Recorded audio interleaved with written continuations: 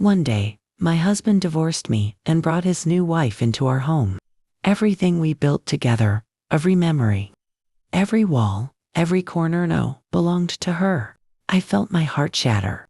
But I didn't cry. I didn't scream. I did exactly what I had to do. What I left behind shocked everyone. I want you to understand, child, that life doesn't always play fair. People you trust can betray you in ways you never imagine. But there is always a way to reclaim your dignity, to turn heartbreak into power. If only you have the courage to act. I met him when I was just 21. He was charming in the way people often are at that age, full of promises, smiles, and dreams too big for reality. I believed every word. I believed in us. We married in a small ceremony, nothing fancy, just enough for our families to witness our vows. Back then, I thought love would last forever. That marriage was the ultimate home for the heart. For years, life was simple and sweet. We worked together, saved together, and dreamed together. Our house wasn't much, but it was ours. Every corner, every wall, held memories of laughter, quiet mornings, and the small triumphs that make life feel full. I raised him up, supported him, and trusted that we were building something unshakable. Those years taught me patience and sacrifice. I remember standing at the stove on a cold winter evening, stirring soup for him while he studied late into the night. I remember sewing the clothes I could afford for us, mending shoes, scrubbing floors, polishing every surface of our little home until it shined. Love, child, is not always grand gestures. Sometimes, love is the quiet, consistent care that holds a life together. And yet, even in the happiest moments, life has a way of whispering warnings. Small cracks began to appear in his attention. His smiles, sometimes distant. His laughter, sometimes hollow. I told myself it was work, that stress made him distant. But the distance grew. And I should have seen the signed letters from a woman I didn't know. The sudden late-night meetings he never spoke of. The way his gaze would drift beyond me, beyond the walls of the home we had built. I remember the first day I realized that betrayal might be real. I came home early from the market, humming softly, bags of fresh vegetables in my arms, expecting the familiar comfort of his presence. Instead, I found him laughing, holding hands with another woman. My breath caught. My heart faltered. But I did not run. I did not scream. I simply walked past, every step deliberate, every thought focused. Those months that followed were the hardest of my life. The man I had loved, the man I had devoted decades to, was slowly erasing me. And yet, I could not let him see my despair. I learned to mask my pain with a serene calm, a quiet patience, because I knew, deep inside, that strength is born from endurance.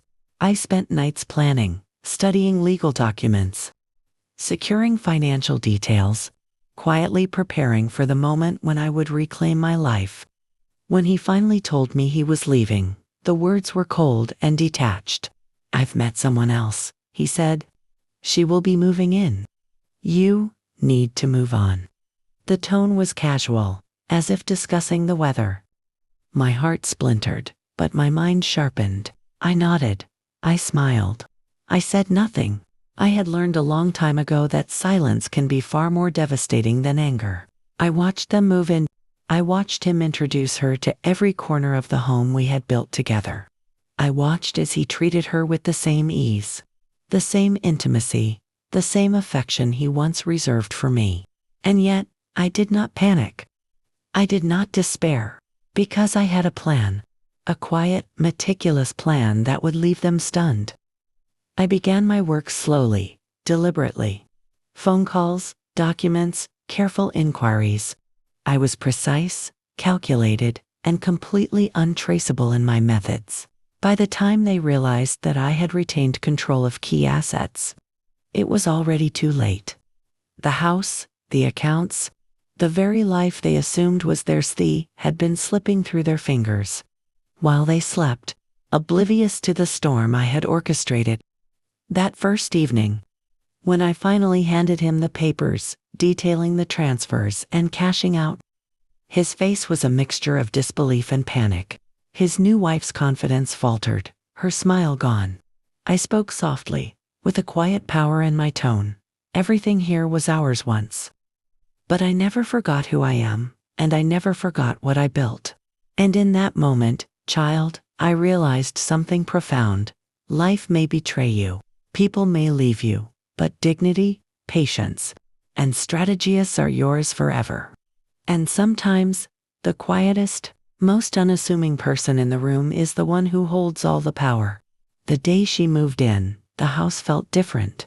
Every corner seemed smaller, every familiar sound foreign. I watched from my favorite chair by the window, hands folded, eyes steady.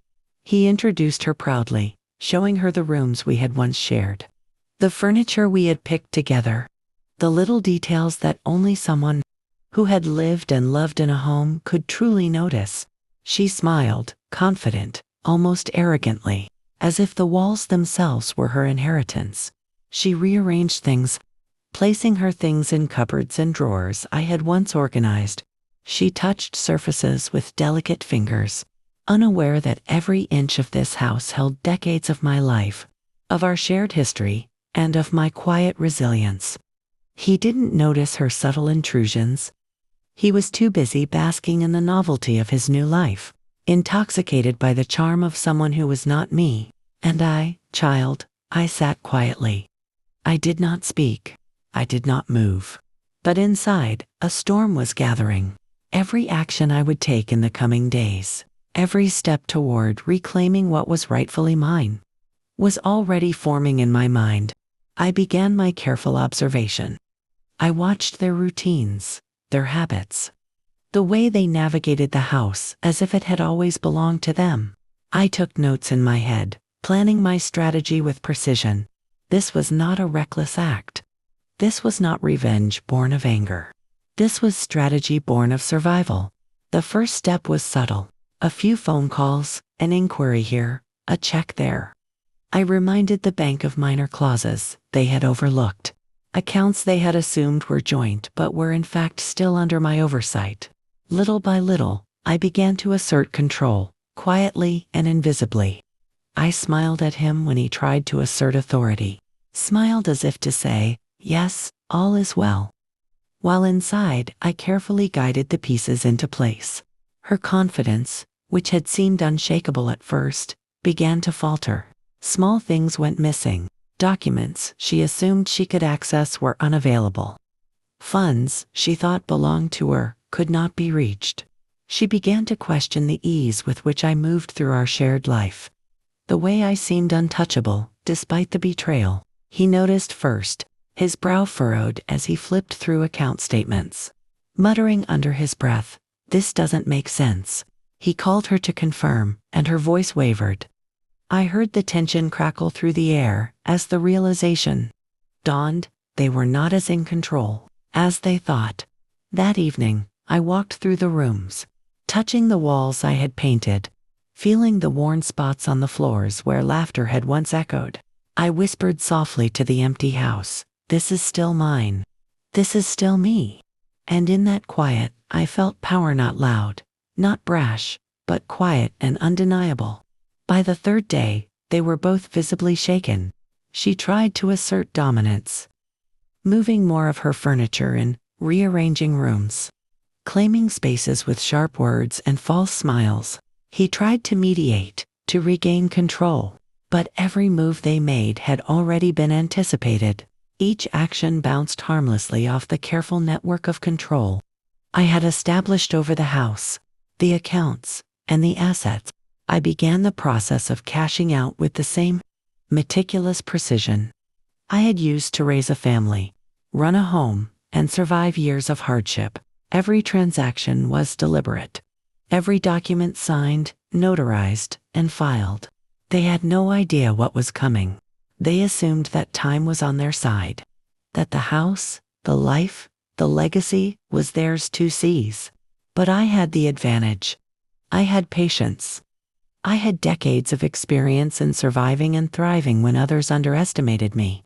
The tension in the air was palpable. They could feel it but could not understand it. Their confidence, once shining and smug, now flickered and dimmed. And I, child, remained calm.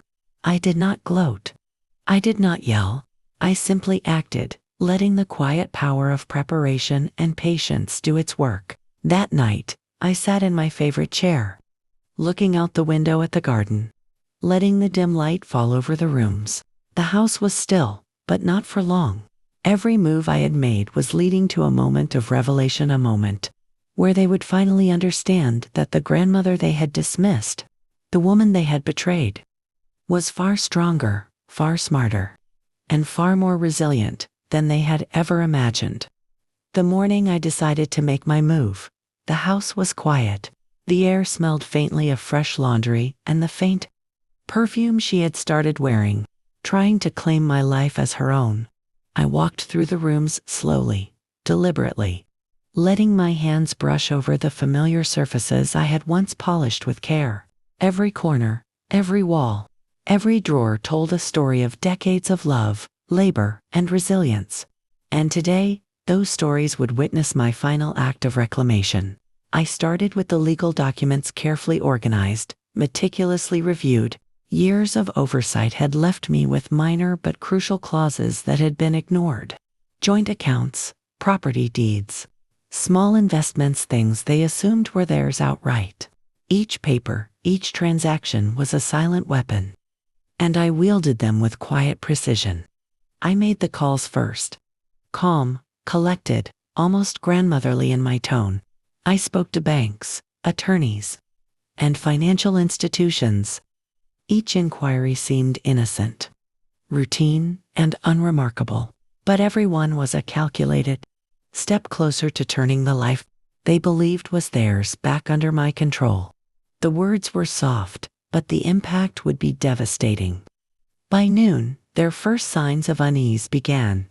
She tried to access accounts, only to be met with polite refusals.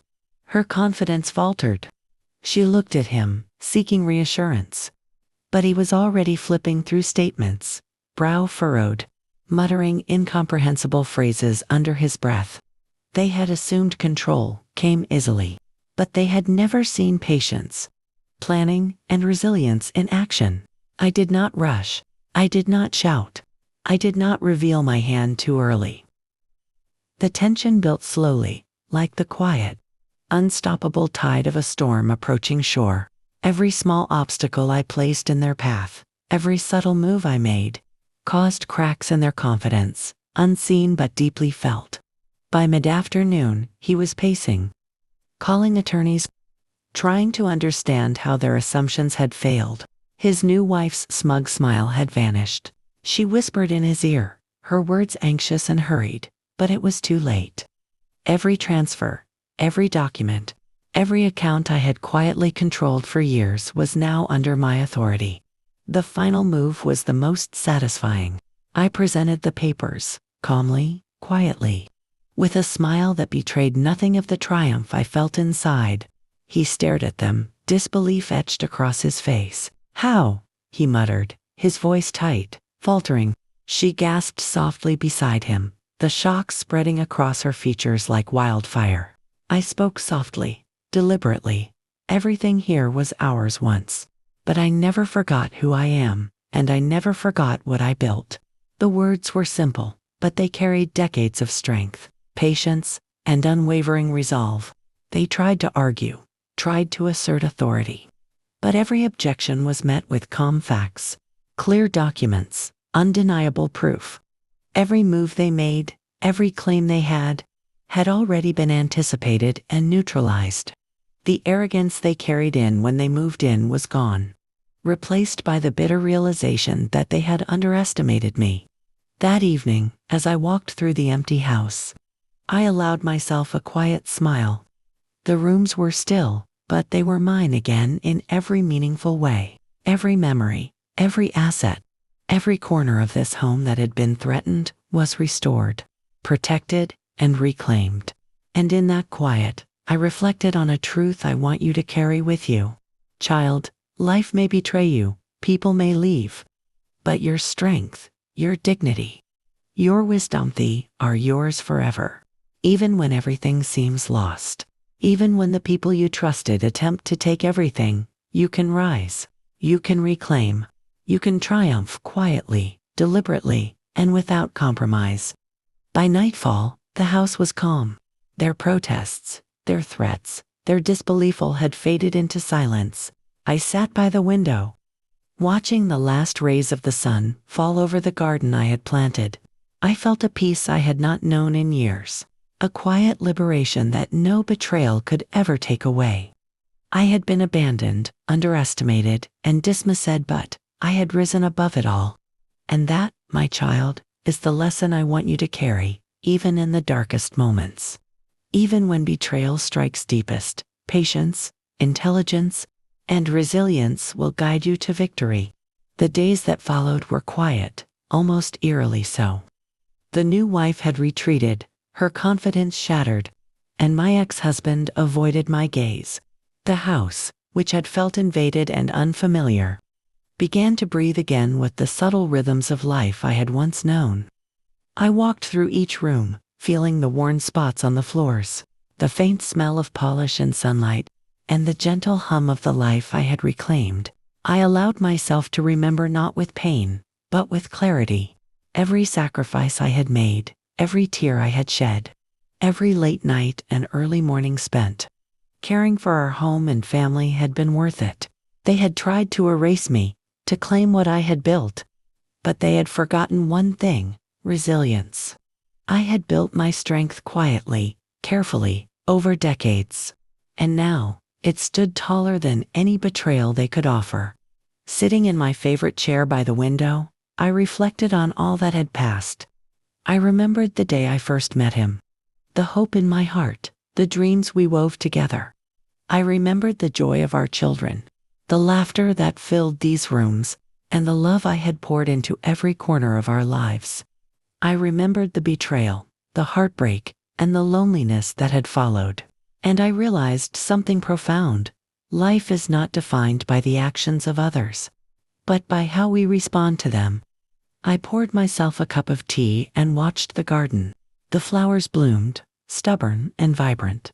Despite the harsh seasons and neglect they had endured, they reminded me of myself, resilient, steadfast, and alive even in adversity. I smiled softly, thinking of the years I had spent giving, protecting, and building, and how all of that had led me to this moment of quiet triumph. In the evenings, I would sit by the window, sipping tea and listening to the soft rustle of the trees outside. I thought about the lessons I had learned and the wisdom I wanted to pass on. Life will hurt you. People will betray you. Dreams may shatter. But you, my dear child, must hold on to yourself. You must protect your dignity, honor your sacrifices, and act with courage and clarity. Sometimes, the most powerful victories are silent. There is no need for shouting, no need for revenge. True strength lies in preparation, patience, and the quiet reclaiming of what is yours. That is what I had done. That is what I had become. And as night fell and the house settled into calm, I felt a deep sense of peace. I had been abandoned, underestimated, and dismissed. Yet I had risen above it all. I had turned betrayal into strategy, heartbreak into empowerment, and loss into a story of resilience that would guide my family for generations. I looked around at the home I had rebuilt in my own way, the memories that still lingered, and the quiet strength that filled every corner. I realized that this was more than just a house. It was a testament to the power of endurance, the value of foresight, and the unbreakable nature of the human spirit. And so, my child, remember this: no matter how deep the betrayal, no matter how heavy the heartbreak, you hold within you the power to rise, to reclaim, and to triumph. Life may challenge you, but your courage, wisdom, and dignity will always guide you home. I closed my eyes, letting the soft evening light wash over me, and for the first time in years, I felt fully, completely free. I want you to understand, child, that life does not teach lessons all at once. Often, it waits decades before showing you the full picture. Sitting here, watching the shadows of the evening stretch across these familiar walls, I remember my own childhood's tiny house I grew up in.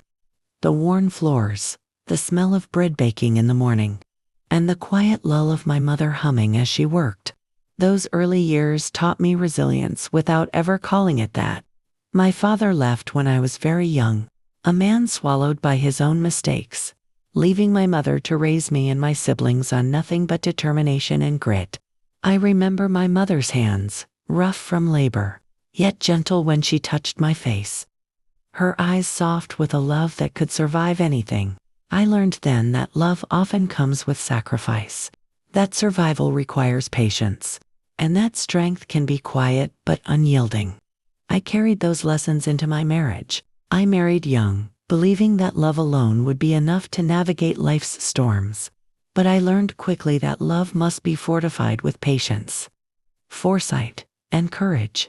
I learned that even the most beautiful promises can be broken.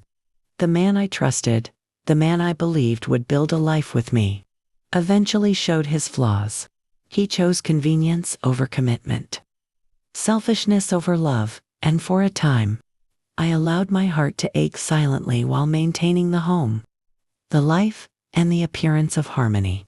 The first signs of betrayal were subtle late nights at work that became weeks, whispered phone calls that ceased when I entered the room, small but telling absences that I tried to rationalize. But deep inside, I felt the shift. The trust we had nurtured over decades began to crack, thin and almost invisible. I grieved quietly, letting no one see the storm inside me, but every tear and every sleepless night prepared me for the moment when I would act not recklessly, but with clarity and unyielding resolve. I remember the nights spent at the kitchen table, candlelight casting shadows across ledgers, financial statements, and papers I meticulously reviewed. I studied every joint account, every deed, every clause that could secure my independence and protect the life I had built. I learned patience in those quiet hours, understanding that the world does not rush, and neither should I. Strength is quiet, child, and it grows steadily in the unseen moments when no one is watching. When he told me he had moved on, when he introduced her into our home as if our shared life meant nothing, I did not cry, I did not rage. I simply observed, quietly, like a general surveying a battlefield. I studied their habits, their interactions, their assumptions, and I began to weave a plan that would reclaim what was mine, not out of spite, but out of a deep understanding that betrayal does not have the final word. I began by securing the financial foundations. I contacted the bank, my voice soft but firm, confirming details that had long been overlooked. I verified property ownership, ensuring that each asset they assumed belonged to them was in fact under my oversight. Little by little, I moved pieces into place, unseen, unchallenged, and unstoppable. They had no idea. The new wife moved confidently, rearranging rooms, placing her belongings in drawers I had organized for decades.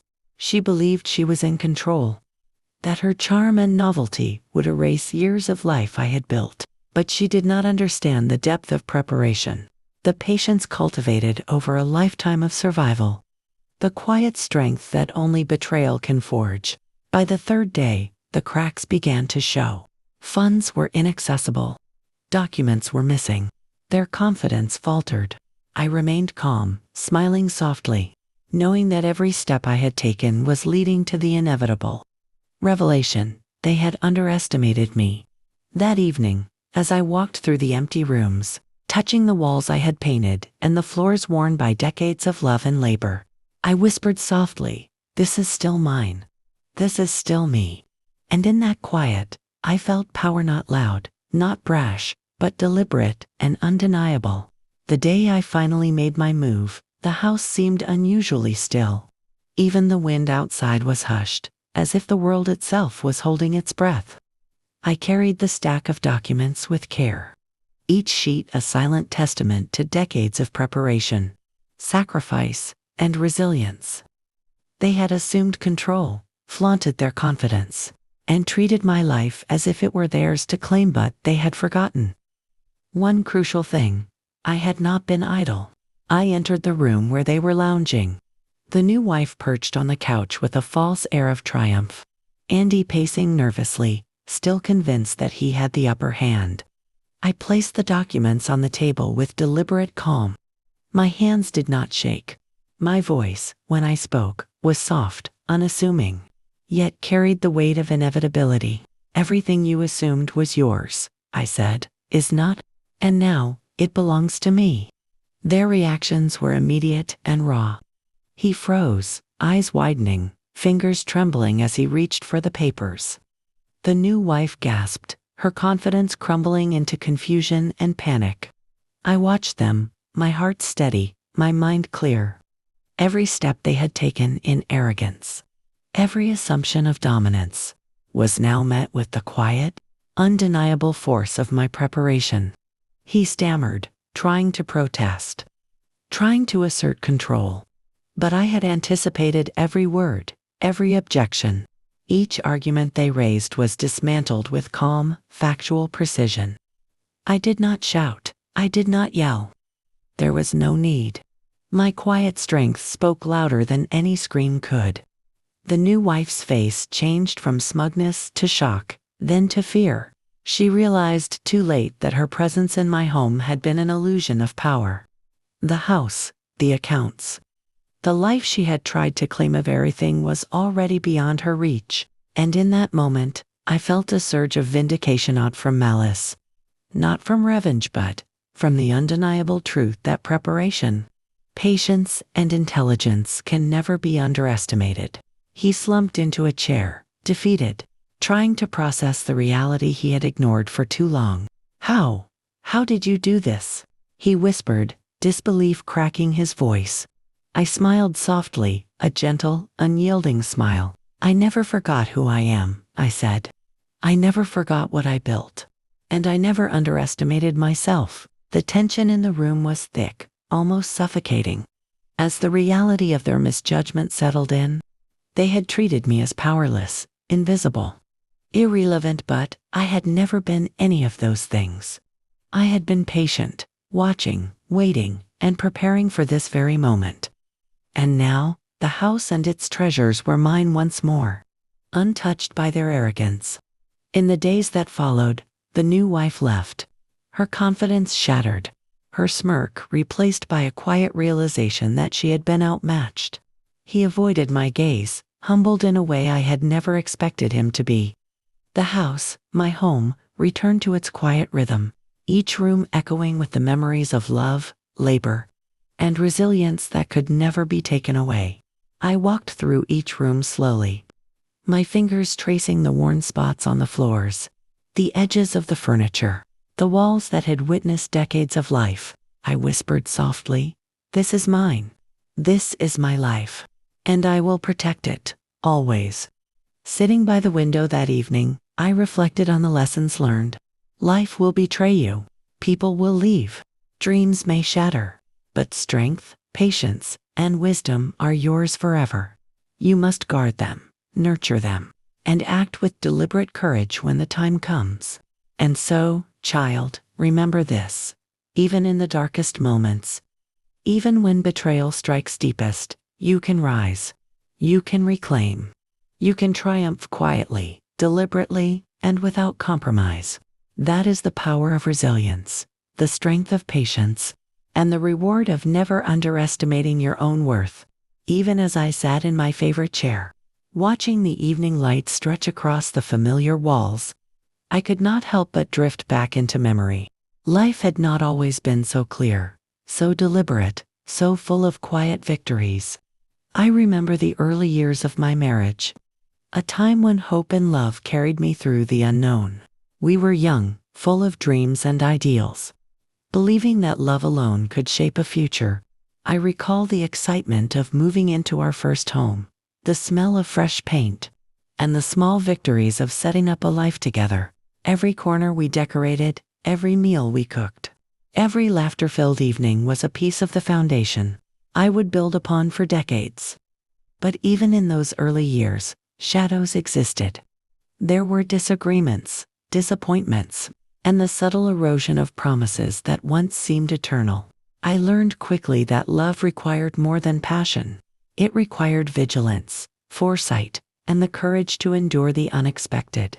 I remember nights spent by the window, staring at the stars, silently promising myself that I would always protect my family, my home, and my dignity. The birth of our children brought joy beyond measure, but also responsibility beyond comprehension. I poured myself into raising them, balancing school schedules, meals, and the countless small tasks that make up the fabric of a household. Over time, I noticed subtle changes in him. The man I had married, once tender and attentive, became distant, distracted, and self-absorbed.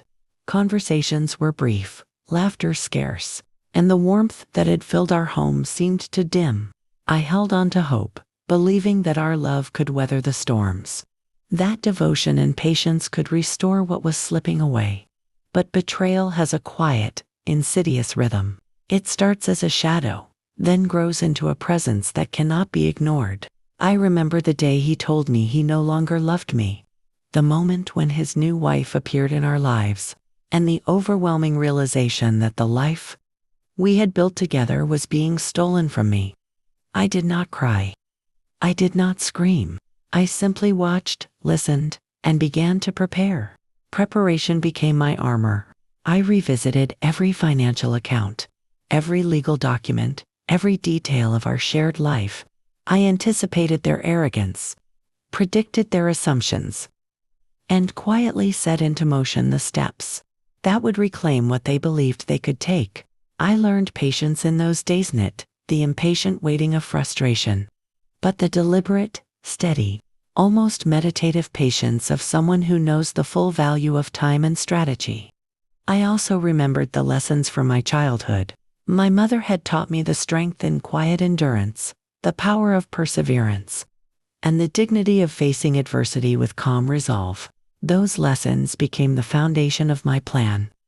I was not acting out of anger or vengeance. I was acting out of the deep understanding that betrayal cannot destroy the prepared and the wise. Evenings became a time of reflection, of quiet planning, of inner monologue. I would sit by the window, hands folded, watching the life outside, thinking about the life I had lived, the mistakes I had endured, the betrayals I had survived, and the triumphs I had quietly won. I would whisper to myself, "You are stronger than they believe. You are wiser than they know. You will endure, and you will reclaim."